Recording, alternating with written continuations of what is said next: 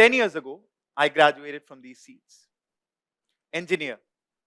2 years, I did my PG, and after that, I entered my profession. Technology marketer, something that I love doing. Being an engineer, technology fascinates me. Being a marketer, people intrigue me. In my role, in my domain, technology has grown leaps and bounds. We have bots that are sending out emails. We have bots that are doing social media posts, internal and external communications. We have AI applications that is doing creative work for us. Now, this is a good juncture for you to ask, so what? Think about it for a moment. You are, as students, going out into a world where there are machines out there that can do things that are far more precise, far more efficient than you, demanding far less in return. We have bots today that are fighting wars. We have bots that are being developed to play sports. Where does that put us in the spectrum of things? Do you remember a few months back, there was a controversy in the chess world when Grandmaster Magnus Carlsen came out and said something? Do any of you recollect what it was? It was a cheating scandal when the Grandmaster told that the moves that was being played by the opponent did not resemble that of a human being. Rather, it resembled that of a computer. Now, what I want us to focus on over here is that 25 years back, when the computers beat the humans for the first time in the world of chess, it was the best of the computers, the highest of the computing powers, the best of the engineers, IBM, that beat Garry Kasparov. But in this case, it is a device that fits into your pockets or into your bags. That is the world that we are in today. Not the premise of a James Cameron movie. This is the world that you will be going out into. Now take a serious moment and ask yourself, in this world, what differentiates you? What is the value that you bring for a company or for the society? When there is something that is far cheaper than you, that does things better than you, what is the value that as humans, as people, we provide? Care to venture a guess? A thought that gave me countless sleepless nights. And hopefully, because I had to go through them, you don't have to. And what I came to understand is that the value that we bring into the society, the value that we have always brought in, has been the same and will continue to be the same. And that has not been efficiency. That has not been mind-numbing precision. Rather, that has been ingenuity and innovation. Or in other words, creativity. Looking at something and bringing about a perspective that only we can. Creativity, our proclivity to question things, question processes, question systems, and to ask, because of our laziness, a simpler, a better, and a faster way. Creativity, the urge because of which we sing, even though there is no rationale behind it. Why we write, why we speak, even when it costs our lives.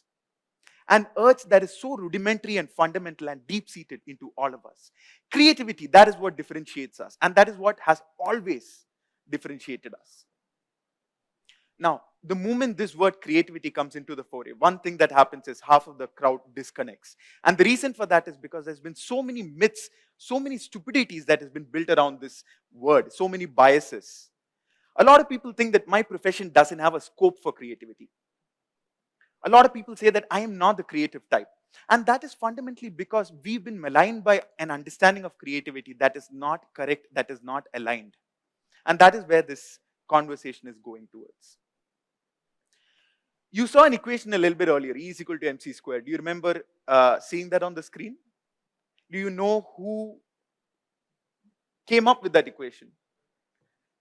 Albert Einstein, who came up with that equation, said something that goes like this. Creativity is looking at what others see and thinking what no one else has. And if I were to condense the contents of my 10 minutes over here into one sentence, that'd be that, and I can just walk out. But what I hope to do is, I hope to elucidate that a little bit more and make it a little more accessible. Looking at what others see is looking and seeing the objective reality that is there in front of us. The actual problem, the world, that what is constant to everyone sitting.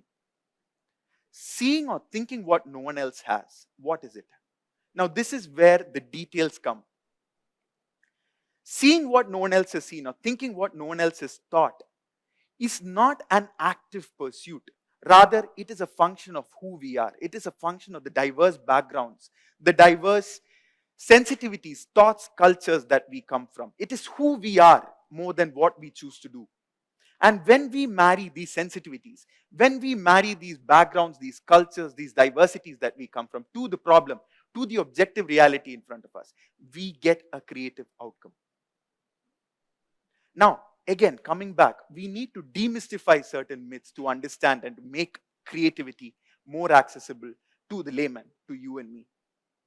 One of the biggest myths that I've seen, or one of the biggest myths for me has been, it has got everything to do with art. The moment you use the word creativity, people start saying words like Keats and Kelly. People start saying Gaudis and Van Goghs. People start saying Lenins and Lamar's, and you think that that is the only thing creativity has anything to do with. But what about the guy who was sitting in a desk, in a patent office, the most boring workplaces, the most boring of the workplaces? And in his head, he went to the moon and came back. And using that, he prophesied a theory that led to the equation that you had seen in front of you. Albert Einstein. Was he not creative? There's a tournament that's happening in the world out there right now. And there's this guy who is called Zinedine Zidane. Now, there was this unique guy who could see spaces that nobody else could. 21 other players on the pitch. 100,000 spectators.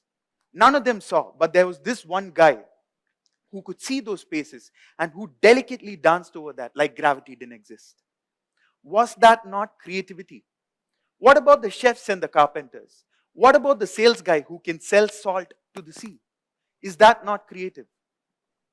What about the engineers and the architects who built buildings that lasted the test of time? That had lasted longer than any of the creative works that you call creative or art today. Buildings that have lasted millennia. Is the engineer not creative? Now, my premise is that there is no job that is not creative. And the other side, the counterpoint of that is, you can take the most creative of jobs and templatize it and suck out the creativity from it. It's about how you approach things. You can be in the business of selling books, or you can be in the business of building worlds in the minds of people. You can be in the food and beverage industry, or you can be in the industry of seducing people's taste buds. You can be selling things, or you can be a storyteller. It's about how you look at things. Myth number 2, some are born creative, or even worse than that. Creativity can be taught. Join my YouTube course to become a creative person overnight. Now, both are true. Both are untrue. How can both be untrue? Both are untrue because one is partially untrue and the other is completely untrue. The part that is completely untrue is that creativity cannot be taught. Creativity is something that you are. It is a function of where you come from. It is the most rudimentary elements of what makes you. Which is why the creativity of a Hafiz is different from that of a Kabir, which is different from that of a Rumi, which is different from that of a Shakespeare, from a Kalidas and from a Tagore. Because you cannot emulate creativity. Because creativity comes from a very personal space. It cannot be taught, it cannot be programmed, it cannot be templatized. What about the first part? Some are born creative. That is only wrong because it's not some who are born creative. Any person sitting over here with a unique approach towards a particular problem, towards life, has creativity inside them. Developing this creativity is also an organic process. It is not something that we do in a conscious way. In the sense that every experience that we have, the fact that you're here, the fact that you came from a particular place, it keeps on organically and naturally upbringing your creativity over time. It's a play of nature and nurture. Well, then, if everyone is born creative and everyone has creativity inside them, then what stops all of us from putting our best creative foot forward? Why are we all not creating creative outputs all the time? And the reason for that is because you and me and all of us stand in the way of that. And how is that? We had spoken earlier about distractions. We are constantly distracted today. Or in other words, we are never bored. And boredom is the mother of creativity. Therefore, it is not by chance that It was a man who was taking a bath buck naked, came out with abstract scientific ideas. And therefore, it was not by chance why stories of wizards came to a woman who was traveling by the bus. And it is not by chance why enlightenment came to the person who was sitting silently, doing nothing under a tree. Because it's precisely this boredom where our creative mind interacts with the problem in front of us.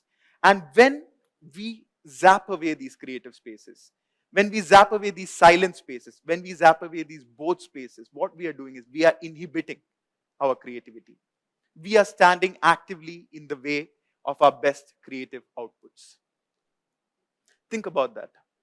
We lead a world today in which we juggle between screens. We go from one screen to another to another. And somewhere in between that, we lose something that is most valuable for us. We lose our bathrooms because bathrooms are not bathrooms anymore, are they? Bathrooms are rooms where we scroll.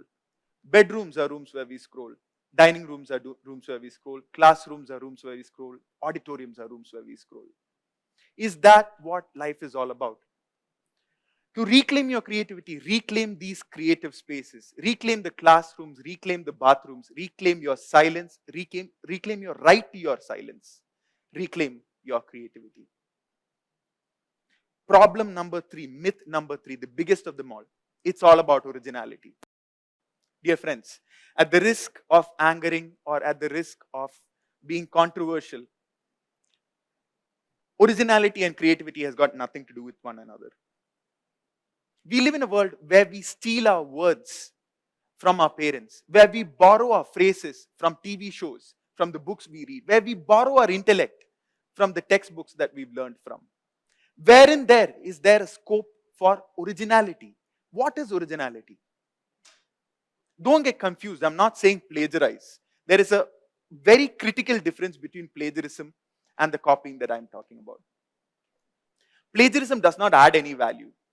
Plagiarism does not add any meaning. What plagiarism does is a mindless copy of something. Whereas the kind of creative copying requires you to meditate upon a thought and to reflect upon it and to bring a flavor of yourself into it. So copy, borrow, steal. Copy, borrow, steal. But do that with an intention to add a little bit of value, a little bit of meaning, a little bit of yourself into the process.